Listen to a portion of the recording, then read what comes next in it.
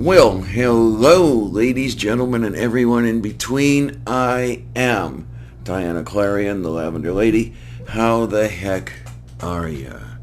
Well, I'm back home, and Sylvia is very appreciative of that. Hello, little one. Yeah, the human's here, and now the human can serve Sylvia the chickie and all that good stuff, and she's not here by herself wondering what the heck happened. And yeah, she's putting her tail in my face, and I guess that means she's happy, and I'm happy to be home. Really, I am.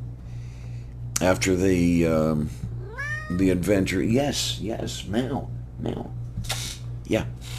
After the adventure of the life site, also known as the Biopsy,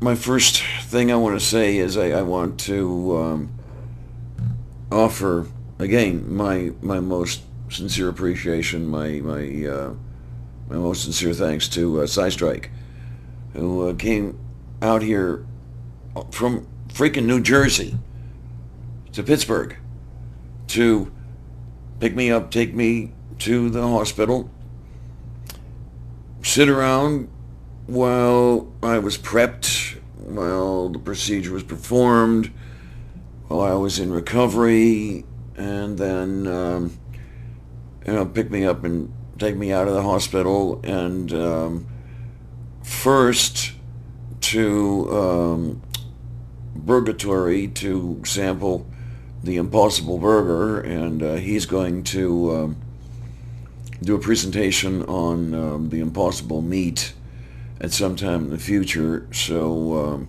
I'm going to leave that to him as the kidney biopsy is my bailiwick, so I'll stay with that. But after that, we came back here and sat around and talked about stuff and things, and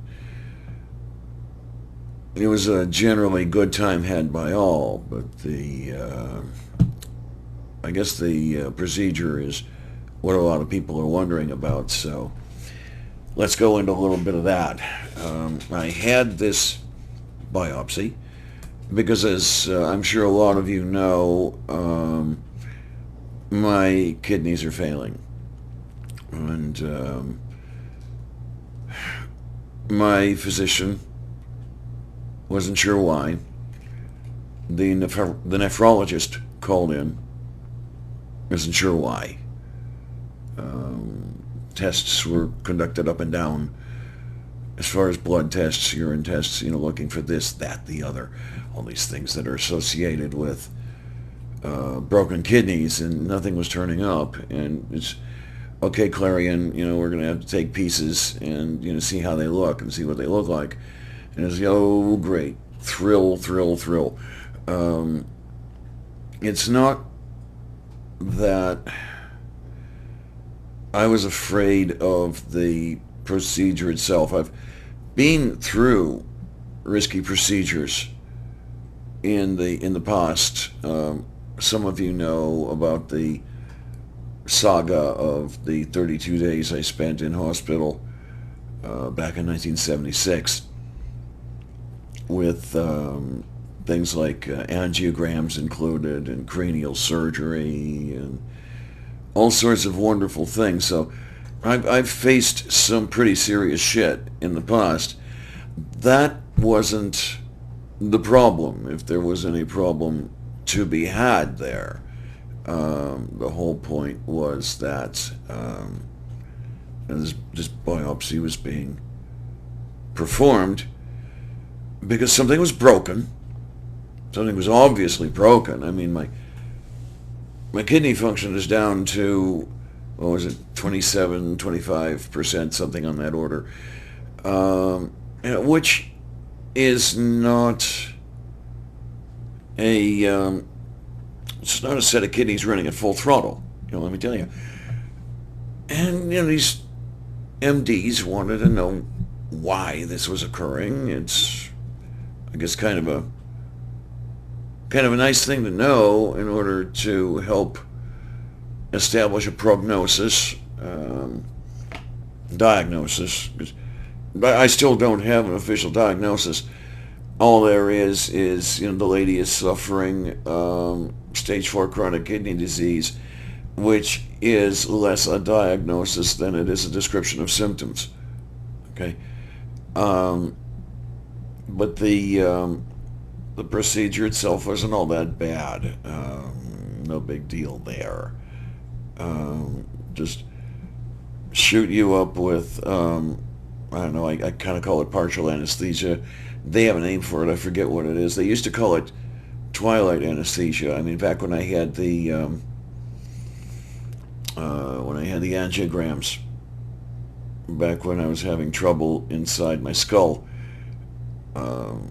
they called it the twilight sleep, or the twilight anesthesia, or whatever it was. That was nowhere near as intense, I guess the word I might use, as I thought it would be. I thought I would be a bit loopier than I actually turned out. The the sedation itself consisted of a benzodiazepine and a narcotic. I forget what the benzo was. They gave me a brand name, and I don't deal in brand names. I deal in chemical names. So that one kind of slipped my mind. But the narcotic of all goddamn things, if I remember this correctly, was fentanyl. But as I say, it was great. There was no big loopy thing, so I was able to field directives, such as take a deep breath and hold it, or roll a little bit to one side, or whatever the hell it is, and field those, execute them. Everybody was satisfied with the results. So yeah, I had my wits about me. Everything, I knew what was going on. Everything was fine. It's kind of interesting to get jabbed in the back with needles directed toward vital organs, going in there to take pieces out. I'd never had that sort of thing going on before. What's really interesting about that is the aftermath thereof is not, at least to me anyway, not quite as bad as anyone might have suggested it would be. I don't feel any pain. There's a little discomfort. It's almost like it's almost like somebody whacked me with the back of a hand back there, and then the aftermath thereof. That's what's going on. It's almost more the aftermath of pressure than it is of piercing. So no big deal there. It's just, they said, okay, Clarion, take it easy for a while. No going to the gym for a couple of weeks. And I have a look in the mirror and make sure you're not bleeding out all over the place. So okay, I can do this. No big deal. Okay, that's not the problem. To me, the problem is, okay, what is there when the results come back? That's the scary part. Not so much, what there might be, but what somebody's going to want to do about it. Okay, let's say everything's completely broken back there. Okay, I can just go with that, and I can sail the ship over the horizon, and call it a day, if you will. But I know that nobody in the medical community, or anybody in the community, the people who know me for some stupid reason, are going to let me do that. Or no, without a fight anyway. And when you get down to it, what the hell is it going to cost? And that's the really interesting thing going on here. It's not so much the medical stuff that worries me, it's the medical cost. It was really fun. when I was in the registration, first starting everything out, my name, Jose Jimenez, and that whole bit in there. Part of it was, okay, we're going to want a copay. Okay, fine. $225 is going to, I don't have that much on me. I think you'd better bill me. So I am going to say, Mr. DeWitt, thank you for your extremely generous donation to me, because that's going to just about cover the co-payment that I got hit with, and that's a good thing. But the darn thing is, with a co-payment that high, what the heck is the cost of the whole thing going to turn out to be, and how much of it am I going to be stuck with? That's a problem with the medical system here in the U.S., where you can get nailed with crushing debt. I'm trying to remember if it is a significant percentage of all bankruptcies here in the U.S., or if it is the majority of all bankruptcies in the U.S. I'm tempted to believe the latter, but I could be wrong, so correct me if I am. That are the result of medical debt. Fun. Okay. Okay, but that aside, that's done. It's over. They've got your tissue samples. They're going to look at shit. From what I understand, 5 to 7 days from now, the results are going to be in the nephrologist's hands. And from there, maybe he will call me.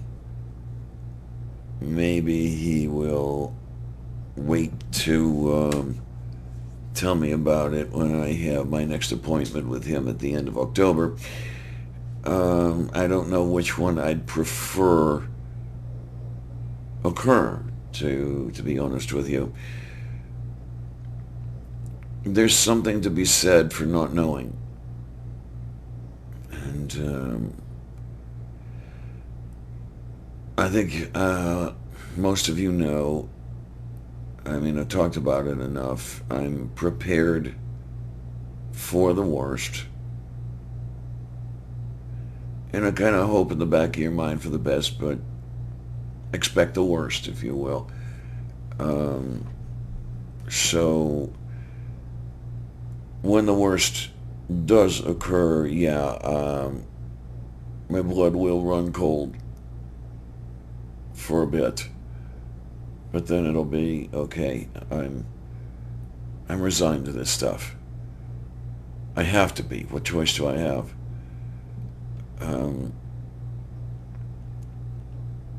So there may be some modification of my thoughts on that as the time goes on, but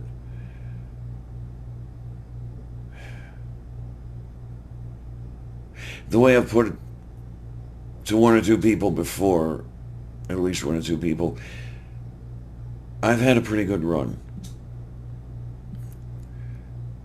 So maybe it isn't that bad a thing to bring the curtain down and let another show open. Yeah, it's scary. What's scary isn't so much being dead, it's getting that way. I don't want any undue trauma, any undue discomfort. And, of course, my wishes will not be fulfilled. They never are when anyone has wishes like that. It's not like you see in the movies. It's not, to die, to sleep, night night everybody, that sort of thing. No, no, no. It's always more difficult than that. So I don't know what I'm going to be like as it approaches, but I have not been presented yet with any number that suggests it's going to happen next week or anything. So okay, I'll stick around for as long as it takes. Do what I can while I'm here, and do what I must when the time comes.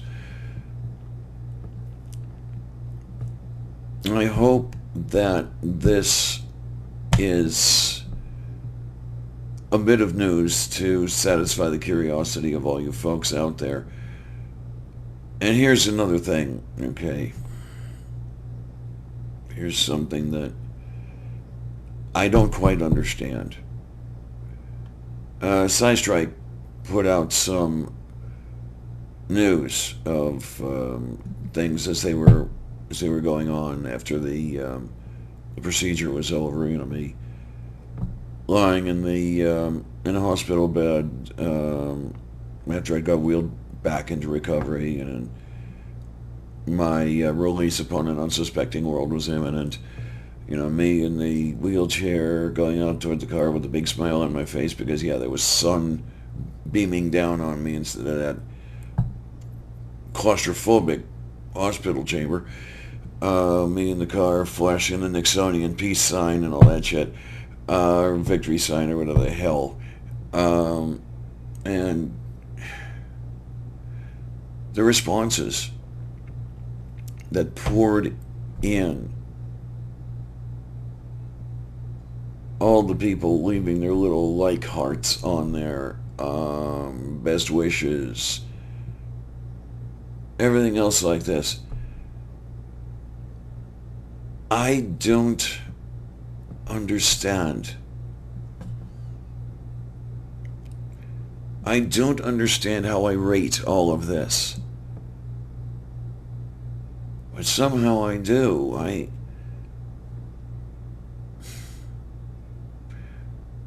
There are people say, you know, Clarion, you're amazing, you're a great person. Okay, maybe I kind of get it.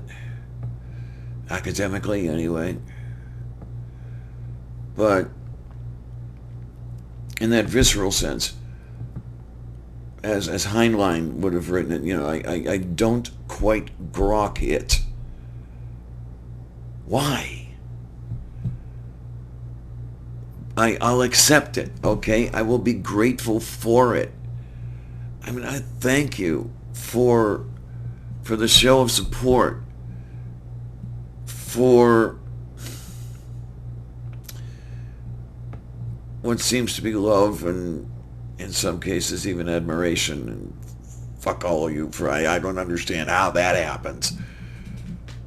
But I'm nothing special, really. I'm not.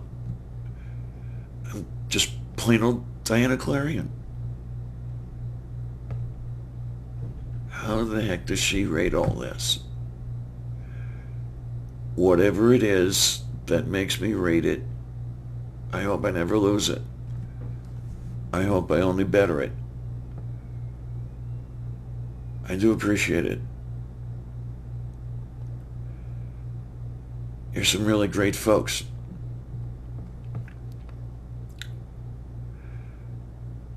I thank you. I thank you for all of your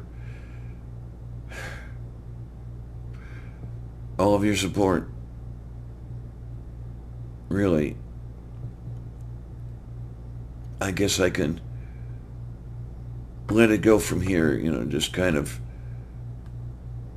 put a pause in it for the next chapter, if you will. Thanks. Thank you. All of you. I'm not sure what else I can say. I don't know if I don't know if anything else I could say would help it out at all. So before I beat it to death,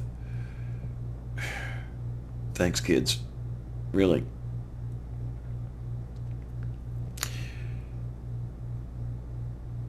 We'll talk about this again. But until then, thanks a lot, troops. See you on the other side.